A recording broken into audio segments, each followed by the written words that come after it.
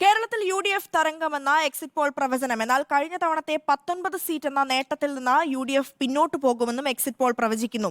അതേസമയം BJP ഇത്തവണ account തുറക്കുമെന്നും exit പോളുകൾ പ്രവചിക്കുന്നു. കഴിഞ്ഞ വർഷത്തേതിന് സമാനമായി ഇത്തവണയും കേരളത്തിൽ UDF തരംഗമെന്നാണ് എക്സിറ്റ് പോളുകൾ പ്രവചിക്കുന്നത്. എന്നാൽ 19 സീറ്റ് നേട്ടമുണ്ടാകില്ലെന്നും എക്സിറ്റ് പോൾ ചൂണ്ടിക്കാട്ടുന്നു. അതേസമയം BJP കേരളത്തിൽ അക്കൗണ്ട് തുറക്കുമെന്നും 3 വരെ സീറ്റുകൾക്ക് സാധ്യതയുണ്ടെന്നുമാണ് സർവേയിൽ പറയുന്നത്. സർവേ ഇത്തവണ LDFന് പ്രതികൂലമാണ്. ഇടതുപക്ഷത്തിന് നേട്ടം പറയത്തക്ക ഒന്നും തന്നെ എക്സിറ്റ് പോളുകൾ പറയുന്നില്ല.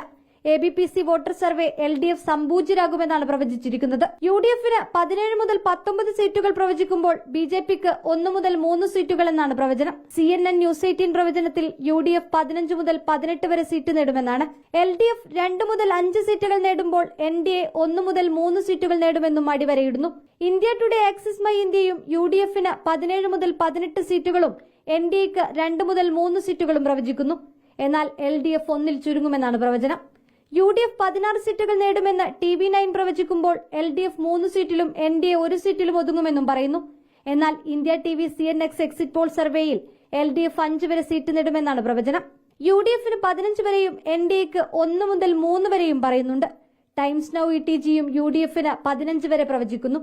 LDF 4 നേടുമെന്നും NDA ഇത്തവണ അക്കൗണ്ട് തുറക്കുമെന്നുമാണ് പ്രവചനം.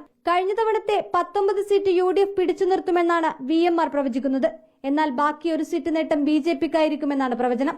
എക്സിറ്റ് പോൾ ഫലം വന്നപ്പോൾ UDF തരംഗമാണ്, ഒപ്പം BJPക്കും അനുകൂലം. യഥാർത്ഥ റിസൾട്ട് 4-നെത്തുമ്പോൾ എങ്ങനെയാകുമെന്നാണ് ഇനി അറിയേണ്ടത്. News desk reporter.